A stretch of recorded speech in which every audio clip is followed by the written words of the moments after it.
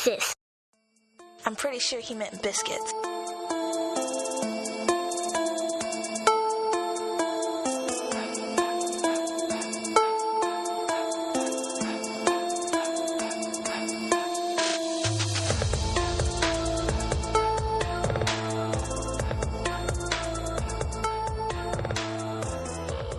Welcome back. It's the continuation of episode 6. We continue on our discussion about African American males versus Mr. Officer. Not a damn thing. But then, not all officers are bad. Right. Well, what the hell are you?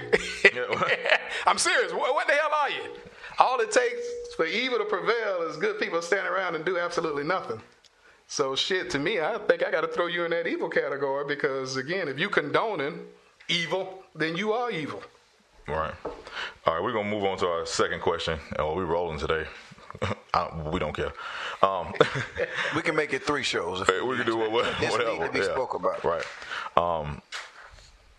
The second point is how it affects the lives of African Americans, more so in the home. Like, what do we do that people may not know that we do? Right. One thing that came to mind to me is the lessons that are taught. Right. There is like a black protocol that's taught by most African American mothers and fathers as how you deal with police officers. I think a lot of times we get in trouble because we get away from what our father and mother taught us or whatever when we become men and women and we're no longer adolescents, no longer children. We are actually adults, and we want to be able to defend ourselves. We're more knowledgeable of our rights, and it's hard to keep playing the game when everybody don't have to play this game. It's just me. I have to do this. Why do I have to do this and no one else have to do this? And a lot of the standard operating procedures are, like you said, if you get pulled over, if you encounter police officers, if you are in certain places, why you can't go certain places, why you shouldn't go, why you shouldn't be here, why you shouldn't be there, why you shouldn't wear this, why you shouldn't look like this, right? Topics that they have even come up as to why my brother shouldn't have dreads. Why should that matter? You know what I mean? But it does. And it's sad, it's shocking, it's difficult being a father now that I have to have that conversation. My children are pretty young and I haven't had to have it yet, but I know that I will. I'm prepared to. I'd be remiss if I didn't. I'd blame myself if I didn't. Right. Send them out into this world unprepared if you didn't. Exactly. Right. Worse than that, it could be deadly if he didn't. Like, that's how important and sad it is at the same time. And I have a long time before I even have to get to that, but like, I think about my baby. I can't imagine my son being killed. Like, look at the right. Everybody loves my son, right? There will come a time or whatever, if God's willing, that he will be just like everyone on the list that I read earlier in the show, and nobody would blame me necessarily for it. Being that I'm an active father. I do everything that I feel like I can and must do for my children.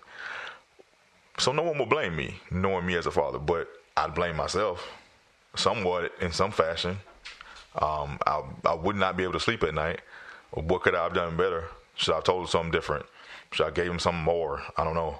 Should you have not let him go wherever he was going at the time when it happened? Yeah, exactly. You know what I mean? So, and I think that's probably the time where you want to teach your kids when they start living their life outside of your presence. I mean, at the age they are now, I'm quite sure they're with you or their mother pretty much every step of the day, right, with the exception of school. Mm-hmm. But when they start going to their friend's house, when you start letting them go to the park, mm-hmm, when he gets a driver's license, she gets a driver's license, they start driving. You know, prior to that is when they need to be taught these tools, is what I call them. Yeah, I teach my daughter often, you have to lead and not follow. You have to. Or remove yourself. Mm-hmm. Like, you will get yourself caught up in something that you won't be able to get out of. And I don't want you in that situation, even now. Even in 5th grade, I tell her that all the time. Your mind is a tool You can't let it succumb to anybody that can influence you, even your peers. Like, you have to be so far above that, and you have to think so far ahead of everyone that's around you that I can't even really articulate. I can't put it into words what I mean. Like, I'm trying to explain it to you, but I mean that if everybody else is on step 1, 2, and 3, you have to be on step 10, right? What's going to happen if, okay, we do this or whatever, but what if this happens? Even though it may be unlikely, you know what I mean? Don't do it. You can't put yourself in a situation. And here you state this just shows how unfair that is. Right.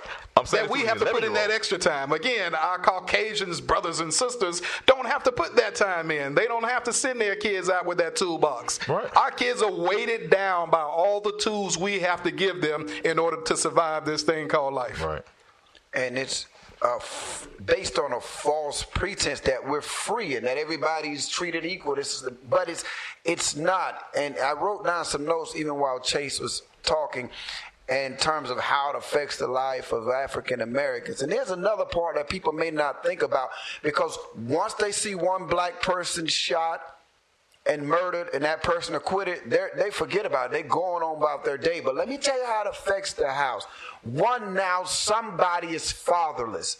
I don't have to go back and forth with you to tell you how not having a father affects the people.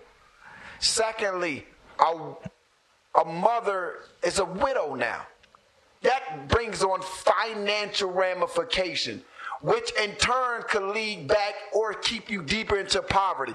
When you are in poverty, you are inclined to break the law more because you feel like I have nothing else. So it is a perpetual thing that happens. And then also the generational things that I can't teach my son now because I'm not here. Mm-hmm. So I didn't know how to tie a tie until I was an adult. Mm-hmm. My mom taught me how to change a tire. She's working out of positions. We need men. We need men to be fathers to our.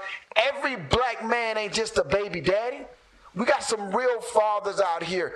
Treat us like fathers. Treat us like professionals, because a lot of us, in fact, most of us are. And then it's a delicate balance that you have to play with equipping your kids with these tools. You don't want them to walk around here terrified and be fearful. So you have to give them these tools and this equipment, but also make them understand that, listen, I don't want you to be on edge. Because when you're constantly on edge, you're prone to error. Mm-hmm. And that error could cost them their lives. Right. If it was not for my faith in God, in Jesus Christ, my mind would be lost. Like right now, I'm at home doing my podcast, and every one of my children are out. Right. I could lose my mind being concerned about all of them, overthink it. I find trust in Jesus, and even though I know, because I'm a human too, sometimes you at least at a minimum you question things when these things happen to other people. Like, is my trust in God enough? It has to be. Even now, when I say my daughter's in D.C. or whatever, I've checked on where she's at 2 times during the show. I've been doing it on my phone. I've been doing it on my phone. You know what I'm saying? Like, I don't trust nobody with my babies. Like, and it's sad that I can't afford to. Mm-hmm. It costs too much. Oh yeah.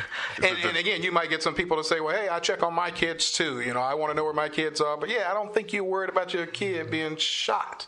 Right. I don't At think least you're worried not about by police. by police. I don't think you're worried about your kid being arrested. One thing that we haven't spoke about is the financial aspect of locking us up. There's a judge in Pennsylvania that just got a life sentence for prison kickbacks. If you don't understand what he was doing, make it plain, because I know it's. Make it plain. When Romeo appeared before him for petty shoplifting crime, and Bradley appeared before him for the same crime, Romeo was sent to jail for 3 to 5 years. Bradley was given probation because the judge was getting money for sending Romeo to jail. This can't be true, Edwin. Wow. Not in this country. This stuff is happening? It's a travesty. He was sent to jail. It's true because, hey, that system that you believe in, that system that you say, hey, if we didn't run, that system, if you said, hey, if we followed the law, that system convicted this judge for a life sentence for doing just that. So there's a financial aspect to locking us up.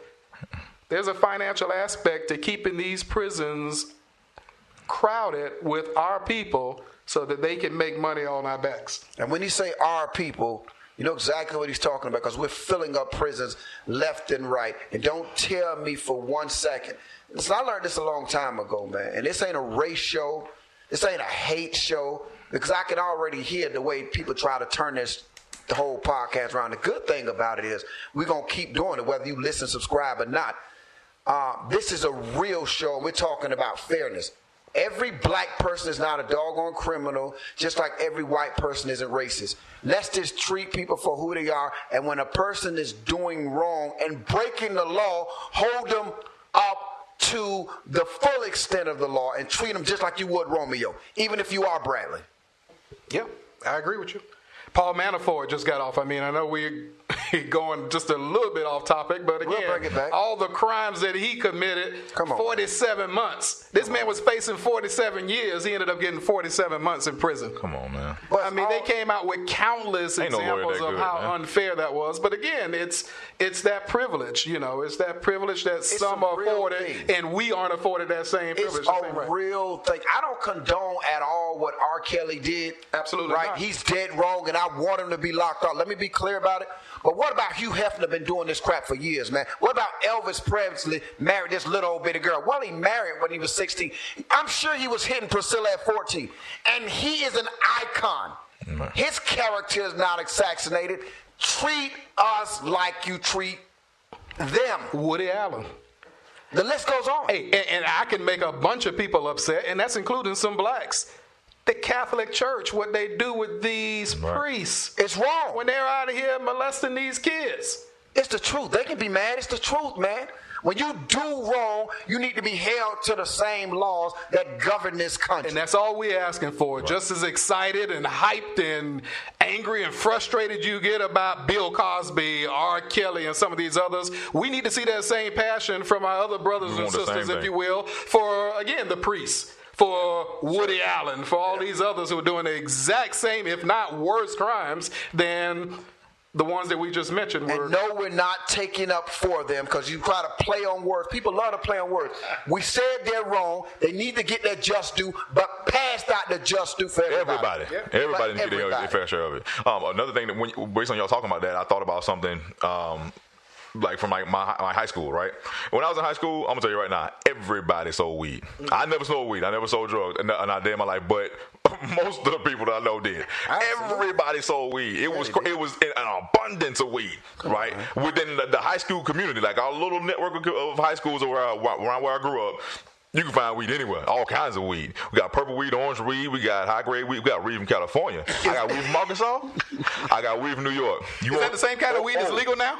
The same weed. Okay, the same weed. The same weed. I got weed from Jamaica, I got weed from Trinidad. It's Carnival, you want some Trinidad? You want some Trinidad? You want some weed from Trinidad? Well, we got all that, right? The first time I had ever seen cocaine, first time I'd ever seen ecstasy pills. The first time I'd ever seen prescription opiates. The first time I'd ever seen Xanny bars. The first time I'd ever seen anything was at a party hosted by a bunch of white kids that went to Jupiter High School. Ever seen it? Oh, you'll see them doing it at the party. Hey, I always say they're doing it at the party wide open. Hey, the better the school, the better the drugs. Always remember that. The better the school, the better the drugs. I'll tell you another thing. Like now, the people I'm talking about selling weed over there, they selling like commuter bags, like nickel and dime bags, whatever. You know what I'm saying? They ain't moving no heavyweight. That's where they were getting the quantities from. Come on, man. The same place where the people had the cocaine and access. Of course. To the stuff. Like, so you're saying when we were doing it, because people can say we're getting off topic. No, we're talking about equality still. Right. There are more people who put in jail. Black people were getting, and probably still are to this day, getting heavier sentences for selling weed than somebody who raped. This is ridiculous, man. Come on, what kind of justice system? Stop calling it the justice system and just call it a system, because there's no justice. No justice in it. No justice in it. And like I said, and I'm gonna say it again, anybody who cannot at least, if they don't agree off the top of with what we're saying, sit back and just think about it and do your research.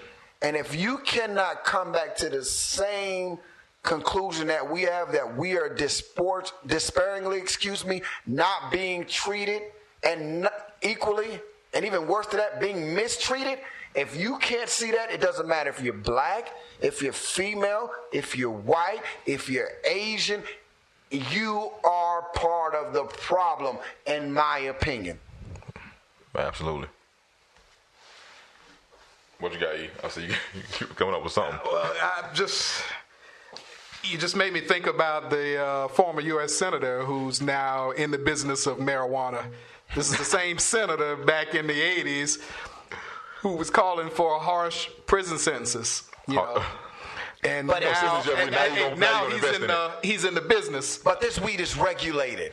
Right. This weed's different than your weed. Yeah, it's not the same weed.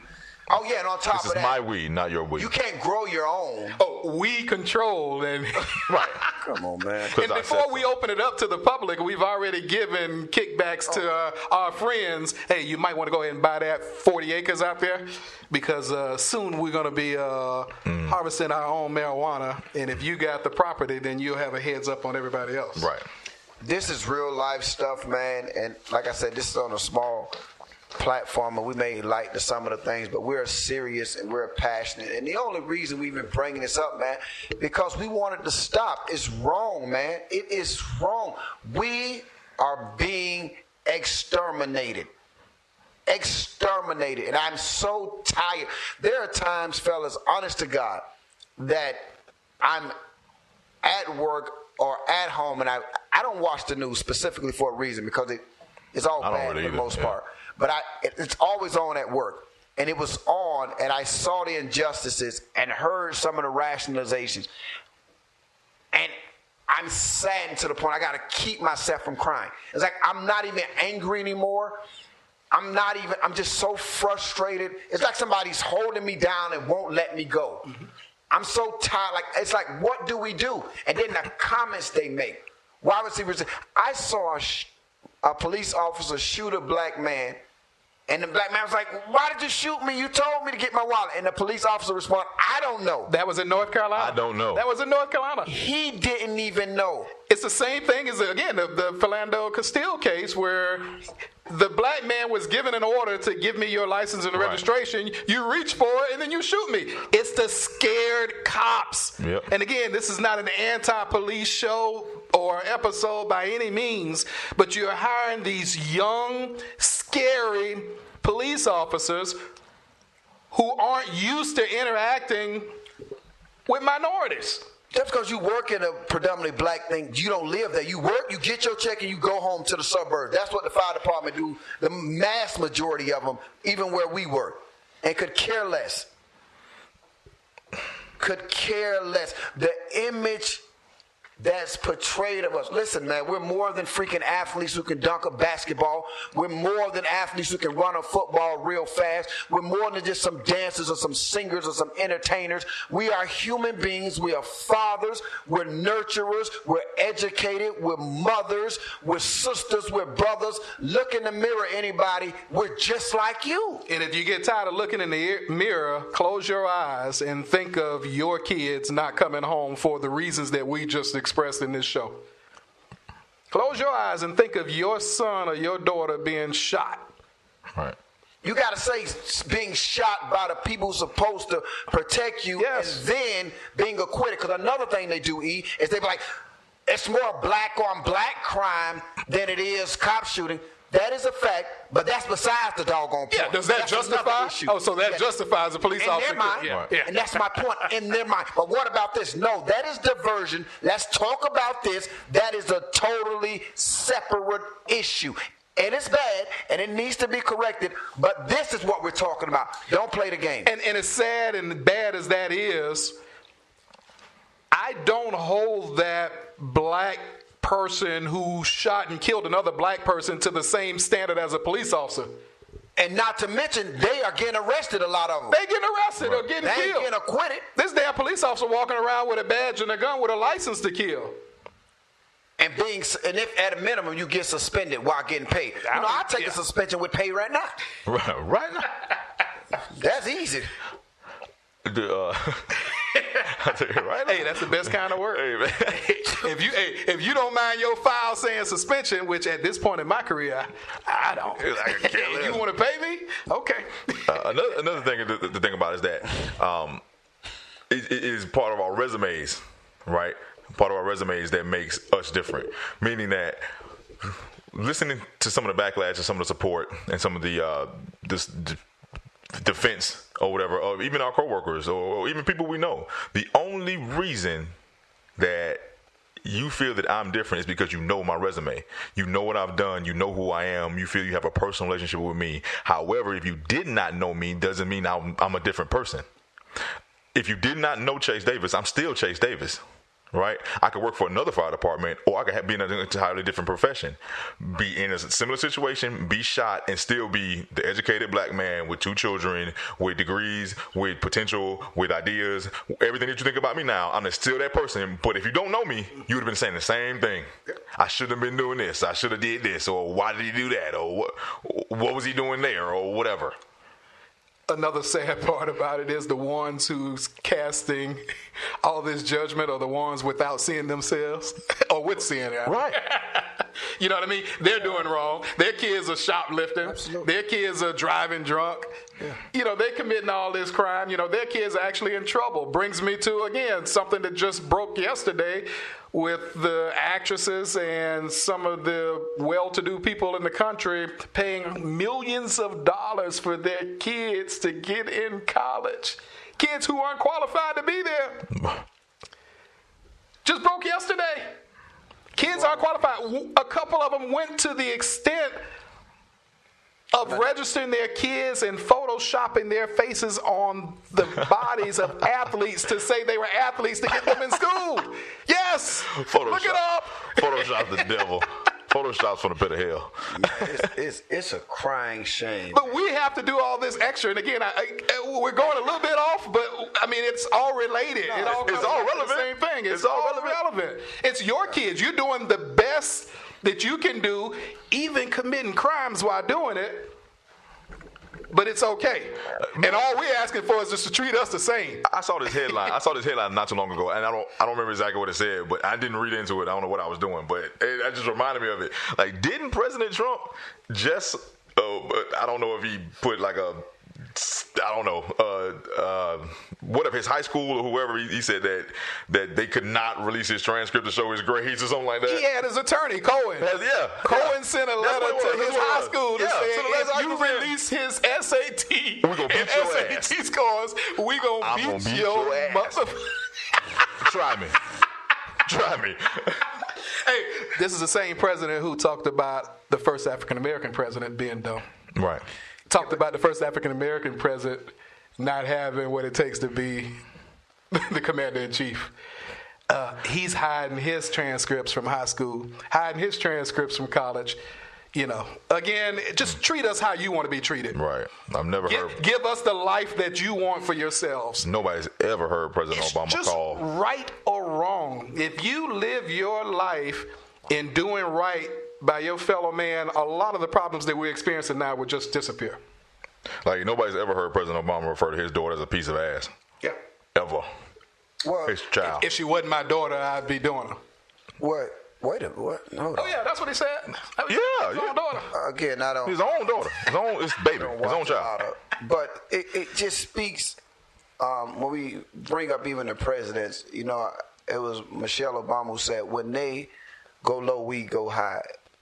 We have to, and it's a very difficult thing, to try not to stoop to their level. And let me tell you why. Now, I'm not that whole, you hit me, I turn the other cheek guy. Let me be clear. Now, there's a balance. There's a balance, because I'm going to leave it at that. But, you know, we needed Malcolm just as much as we needed Martin. Yes, we did. Right. Because, man, please. Man, got me distracted. I'm trying to go to a I'm point sorry. here. You're not the type of person that turns the other cheek. No. But when they go low, we got to go high, because I said you can win that fight, but you've lost that war.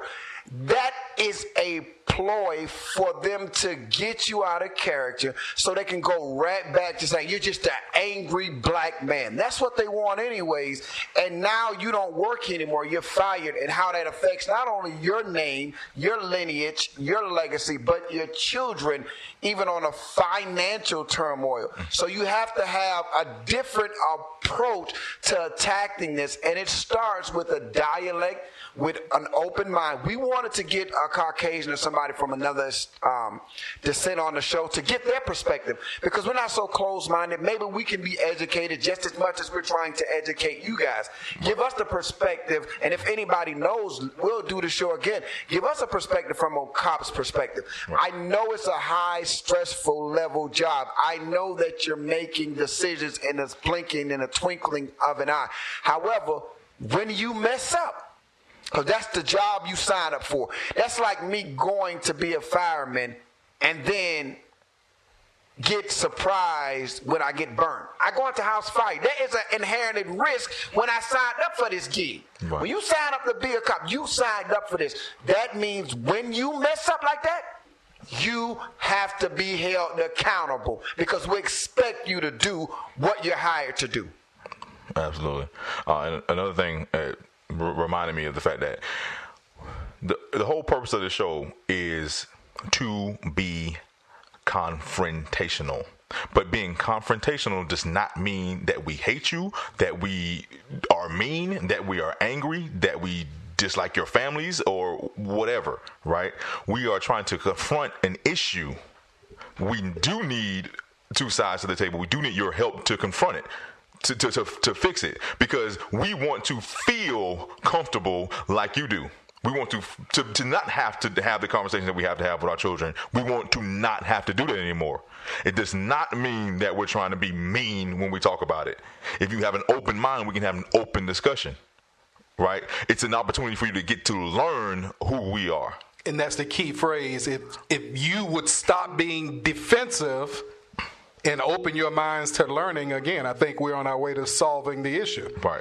But I think a lot of times people get defensive. No matter what you say, they're going to go ahead and draw up and have a defense, such as, well, why is there so much black on black killing? Again, that has nothing to do with the point that we're trying to discuss. So just open your minds, and I think we can get somewhere.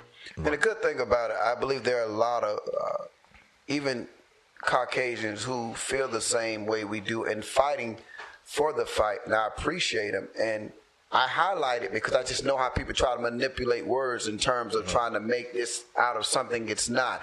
We need somebody. I literally made phone calls trying to get people on the show, told them this would be the topic, and I don't have a radio voice. I don't have this. Listen, man, if it was important enough to you, you would come. Right. But if anybody is willing to have an open-minded discussion and dialogue, that's what called being healthy adults is. You can. There's some things that I may not agree on that you decide on your personal life, but you know what? We can have a conversation and we can still get along just fine. We just agree to disagree. That's your life. You're free to have that point just like I am. But this is an issue that's so important because we're losing innocent people and nothing's being done about it. We can have rallies that's good and all this kind of stuff. Protests, and that's awesome because it highlights it, but we have to do more dialogue and do more to have this change take place. I want to be comfortable sending my kids out just like everybody else is, and I want to be comfortable. My sister yesterday, she was like, oh, that's a good show to have. I constantly think about it. I'm fearful of cops. I'm this. That's not right, man.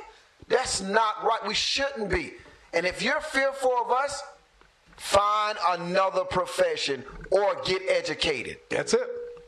I agree. And it's probably easier to get educated than to find another profession, but you do have that option because the last I checked, they weren't drafting police officers. Yeah, you don't have to do it. So if the profession is too stressful for you, then find something else to get into. Again, educate yourselves. Right. The key is like what matters most to you is the same thing that matters to us. It matters the most. So the defense and everything else, whatever you put above it or whatever, if you break all those barriers down, racial barriers down, history down, whatever, what matters most to you and your family is the same thing that matters to us. And this may look like a podcast or whatever for whoever it was that said that I don't have a radio voice. This may look like a podcast, but it takes courage to do this and put this out to the universe. This is going out to everyone anyone you want to hear this show can hear this show in the world, right? It takes courage, and it's an opportunity more than a podcast, right?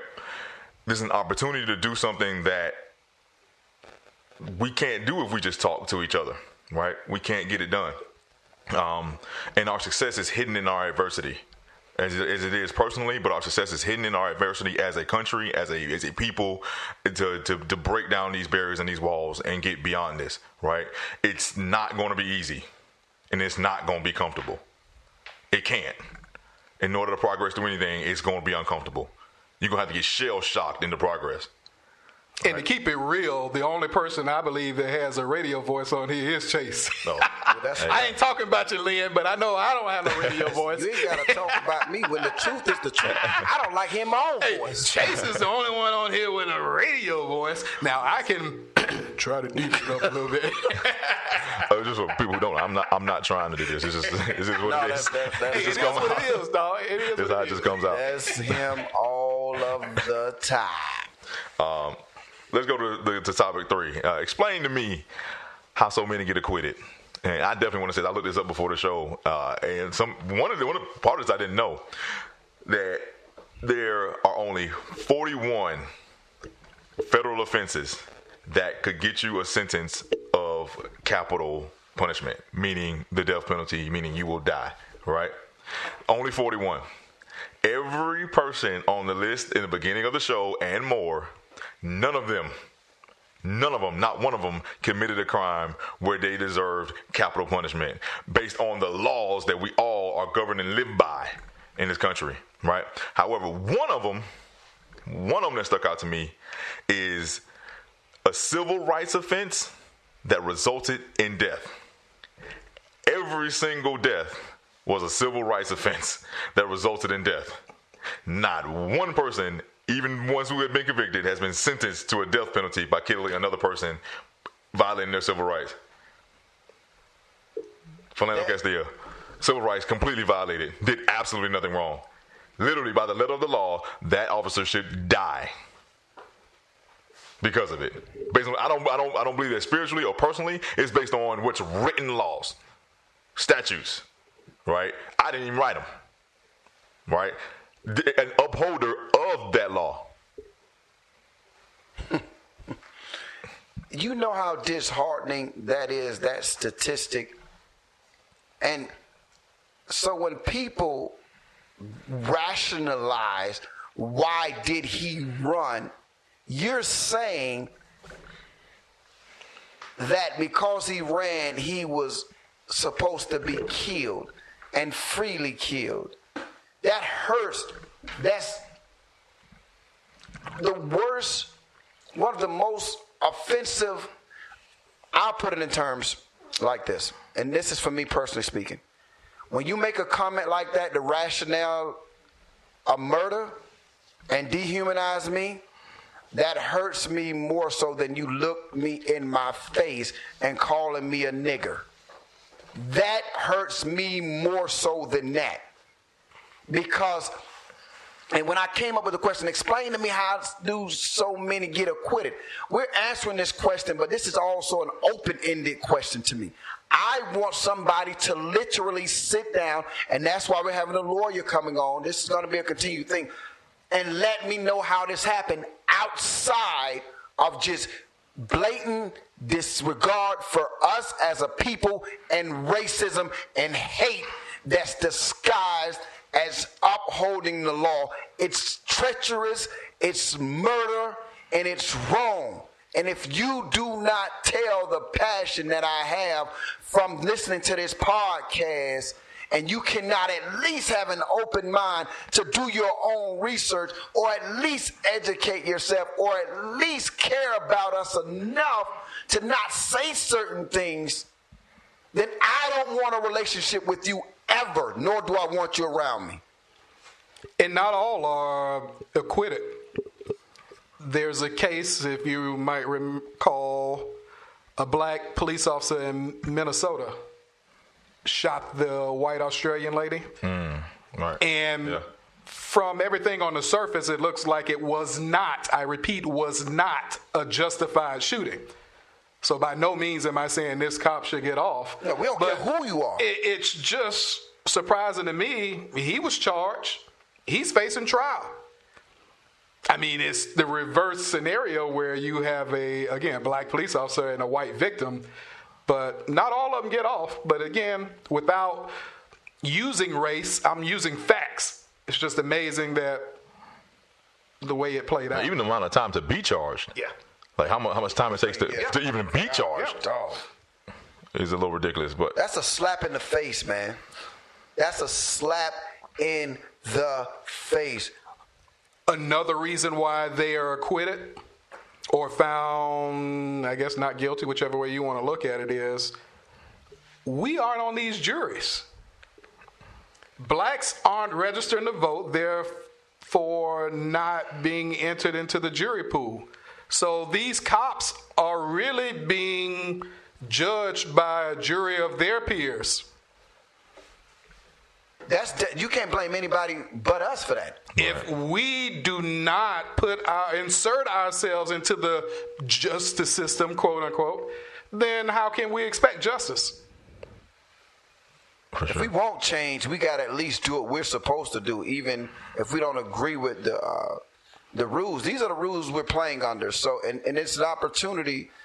We can't complain about an issue when we're not doing our part. And we brought up another point. Shout out to the jurors who happen to be all white in the Corey Jones sentences. Yes. Because I want to highlight that, because I understand that every white person is not racist. Every cop is not dirty. We're talking about the ones, if the shoe fits, wear it. If you're thinking those thoughts and you're hiding behind those thoughts, I'm not saying come and tell me who you are. Just don't talk to me anymore. Exactly. Stay away.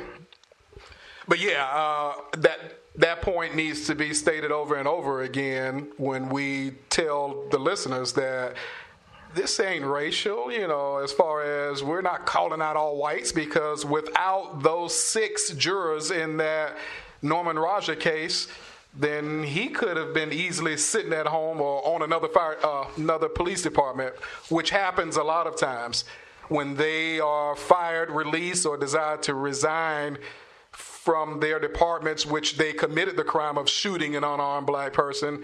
They go to another police department. You murder somebody, and not only do you not go to jail, you get another job. You get another job. To probably possibly do the same thing. Yeah. Like real fast. Man. Another thing I think I might have forgotten to mention, when I talked about Martin Lee Anderson in the beginning of the show, I don't think I mentioned the fact that all of that stuff was caught on tape. No, you didn't mention that. I didn't mention that. No. Everything that happened with him was all on video, and they all got acquitted twice. When you say twice, what you mean, Che? I mean they were tried twice on both the state and federal level, and they got acquitted 2 times, twice. To be clear. So although the video is beneficial in some aspects, a lot of times it's not. It doesn't matter. Like how? Like how does it not matter? Like we don't always got to bring my. Because with a video, are you going there like, man, I'm good?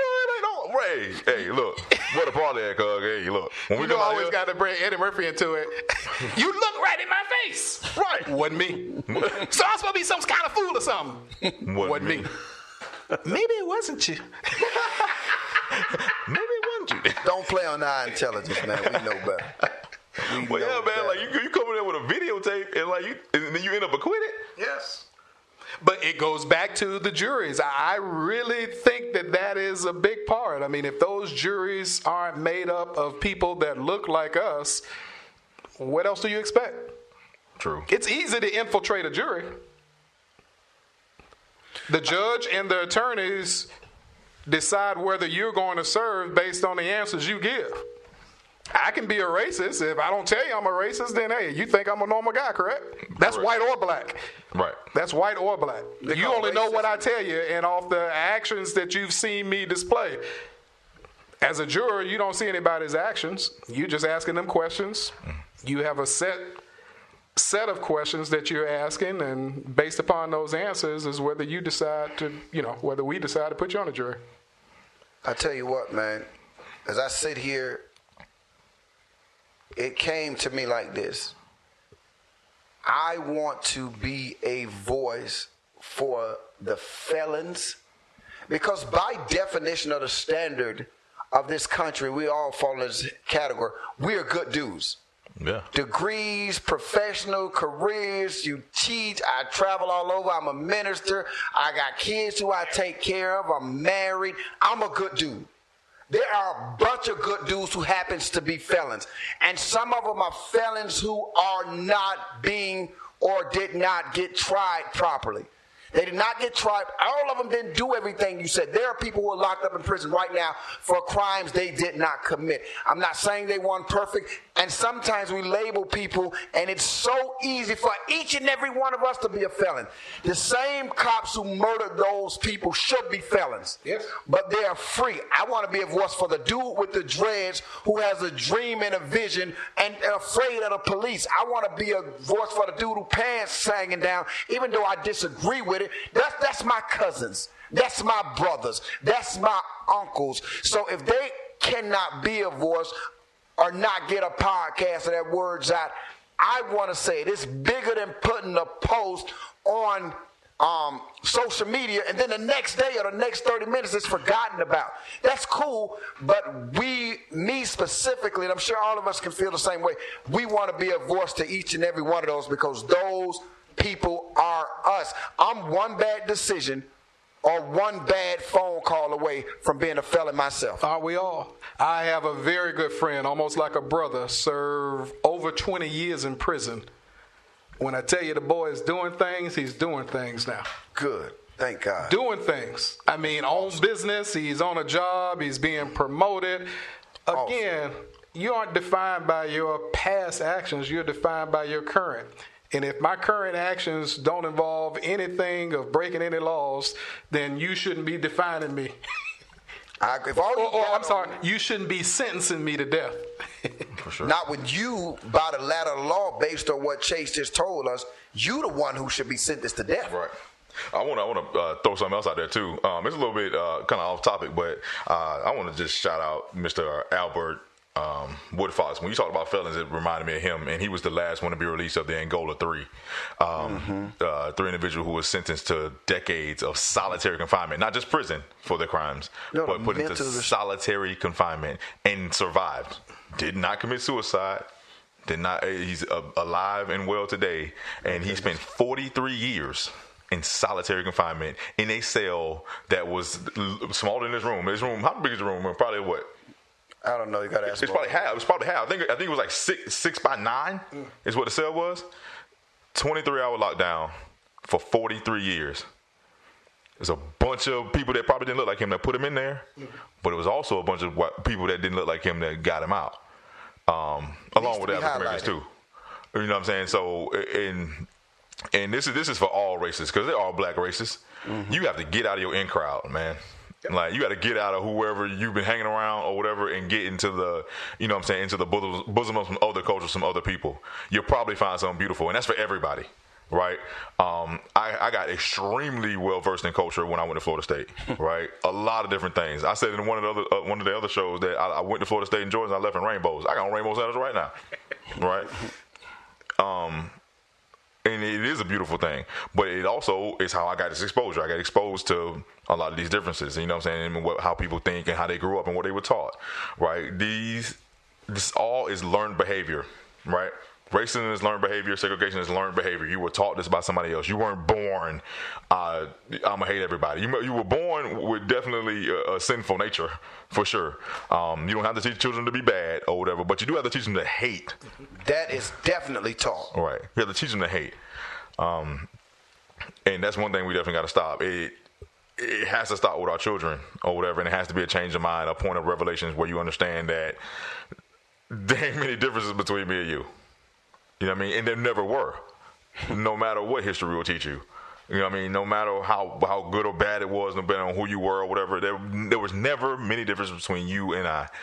No matter where you were from this continent or not, a part of this country or not, whether you think this country is a shithole country or not, there's less difference between you and them. And another thing that I want to highlight is racism is not a lot of times it's more so hidden by classism. Racism is not for every class, right? Racism is for us. It's a tool. It's been weaponized for us. People who are really wealthy, truly wealthy people. I'm not talking about the person that you think is wealthy or whatever because they got a few $1 million. I'm talking about the truly wealthy people who can't count money. They can't count their money. You know what I mean? Or they can't. They have this amount of money in this moment because I'm always making money. Literally, like every hour I've made more money in my sleep. Yeah, I was sleeping and I woke up with more money than I did when I went to bed. They're not racist anymore. They've weaponized racism for class. Mm-hmm. The middle class fights against the lower class, right? That's for us. Because I'm telling you right now, if you have the coin, I think I said this before on another show too. If you have the coin, you have the green. Mm-hmm. That's the only color I see. I don't care if you could be from Nigeria, you could be from Indonesia, you could be from South Africa, you could be from China, you could be from Japan, you could be from, I don't care. If you got the money, let's do business, let's talk. You can come to my Christmas party, you can come hang out with me, let's go on a trip. How about you and our families get together and we go whatever? I could care less what you look like. I believe that was episode 3 or 4. Yeah, probably right. And appreciate you. Yeah. And it ties right into this. They don't care. You got it. It's not for them. It is for us. So we need to rid ourselves of this taught behavior. Like we've been oppressed by it. Mm-hmm. Everyone, black, white, and indifferent. You know what I mean? If you're not in that upper class, it's been put on you. It has been fed into your spirit and into your soul through outlets like the news or whatever, when almost all news outlets are controlled by the same people, right? How can the news look so different on one channel and another channel or whatever when the same company is in control of it, right? It's literally on purpose, right? Like free your mind, like free yourself. I feel... I'm trying to get in. Real quick, Chase brought up a good point. That's being closed-minded, and one of my best friends, one of the closest person I ever met, happens to be Caucasian. He's my son's godfather, and we love him. I wouldn't have ever and I've got so many good relationships with people who don't look like me. It's about being open-minded, and I said it, and I want to just say it again. Every white person isn't racist, man, and every white person is not your enemy, just like every black person isn't your friend. Judge the person for who they are and be open-minded. It wouldn't matter to me if you're Muslim, if you're gay, if you're Asian. I believe that you should have the same equality as I have, whether I agree with your choices or not. That's your right. That's what we're talking about, what's right. Don't be so closed-minded and shut yourself out from wonderful cultures. And treat people fairly, no matter if you agree or disagree. And if you open your mind and stop being afraid, you will learn to love some people who you never thought you would. That's for sure. And that's why we come back full circle to the hiring qualifications of those with the highest responsibility, i.e. our police officers, our judges. I believe you need to, again, serve some time in the military, serve some time on some team sports. Yeah. It won't totally rule out the biased cops, the racist cops, but it would, I think, minimize it a lot because now you're putting people around others who've experienced their lifestyle, experienced their culture, had to work with. So they don't see that young black teen as a threat. They don't see him bobbing his head or wearing his pants sagging off his butt or dreads as a threat. Right. They're used to that. when you put officers in positions where they're not used to it, then usually the outcome is deadly. Right.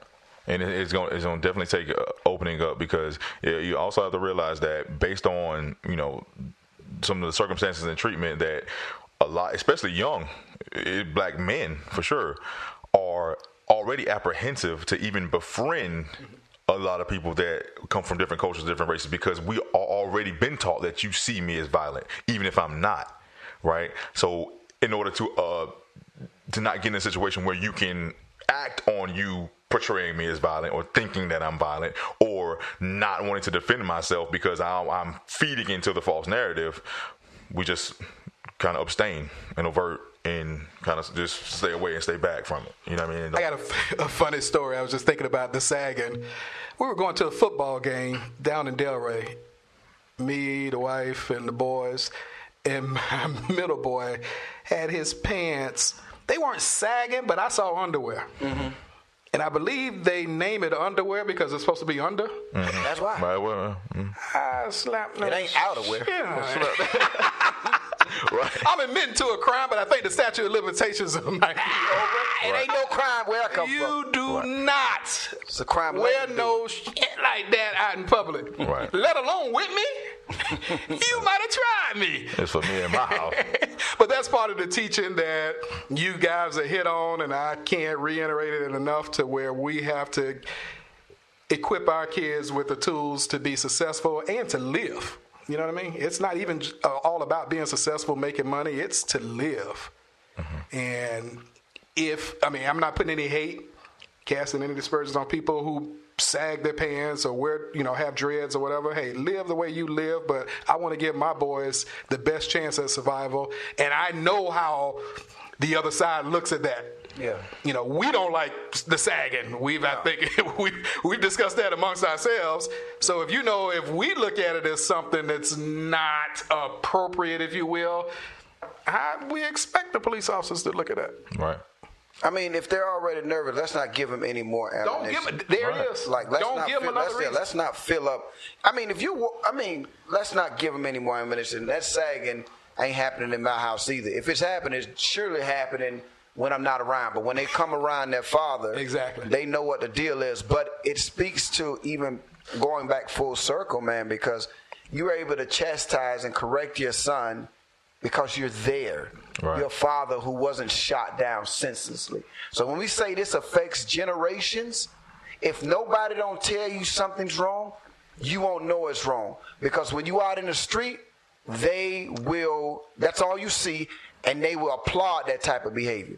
They'll think you're square for having your pants on your waist. That's the way it was in the culture when we was coming up. Why your pants put up like this? And another thing on top of that too, speaking of fathers for a moment, if you are blessed to be a father, give back to those who aren't able to be a father. A lot of these kids who are running and doing that, they just need love. And if you would just take the time out and talk to them, man, you would be shocked by the fact they haven't killed themselves, knowing all the things they've gone through to get. They want love. Sure. They want love. And if they shooting every one of the fathers down, or a lot of them down, then come on. And then for every father who's alive and ain't taking care of your responsibility, shame on you, man. You dead to me. Shame on you. That was your opportunity. You dead to me. And most times when you hear officers who are involved in shootings, deadly shootings, what is the key phrase they always use? I'm afraid for my life. Every time. I'm afraid for my life. I mean, that's their get out of jail free card. We talked earlier, explained to me how so many are being acquitted. They ain't going to jail. Yes. I was afraid for my life. I was afraid for my life. So let's try as much as we can to eliminate that excuse, because that's all it is. I mean, it's a justification for murder. But if we can eliminate it as much as possible by not making them quote unquote afraid, then I think we're doing our kids a justice. That's for sure. Not to the wrap up. I wanted to mention something that's two of my favorite one of my favorite social experiments done by Miss Jane Elliott. Is I don't know her personally, but it's like definitely one of my favorite people. And it's the brown eye, blue eye experiment. And if you haven't seen it, I'm going to find it and I'm going to post a link to it. She's done it several times. One of probably the most popular times was when she did it on the Oprah Winfrey Show. And pretty much she took race out of the equation and used the color of eyes. And treated one particular set of people the way African Americans have been treated since pretty much the beginning of the inception of this country, and the other eye color was more so play the role of white Americans in the country. And there was some really emotional outcries, a lot of anger, a lot of passion about the mistreatment. And then while not understanding what the experiment was about, bringing it home to understand that the way that these people have been treated today is the way that we have been treating African Americans forever. And one thing I'll never forget is that I'm not sure exactly how she posed the question, but it ended with the question of, by a show of hands, who would be okay with being treated in the same manner as a black person in this country? And it's always a resounding no. So if you don't want to take anything, and that's what I want to say this at the end of the show, ask yourself that question. Ask yourself the question. If you are not an African American, ask yourself if you would be okay with being treated like an African American in this country at any period of time, now or anytime. And if it's no, then something needs to be changed, right? If it ain't, that means it's not fair. That means it's not equal. And you know that. Obviously, Right. If you can answer that Right. that question with a no, then you know what's going on with the police situation that this show is all about. You know what's going on with the judicial system. You know it's wrong. You can't and shouldn't come up with excuses of why did they run. You can't and should come up with all the excuses that you come up being defensive. You know it's wrong. To me, I love that question. Would you be okay being treated the same as a black person? Answer that question. My grandma used to say it, and I'm going to be done. When you know better, you do better. Until next time. Peace.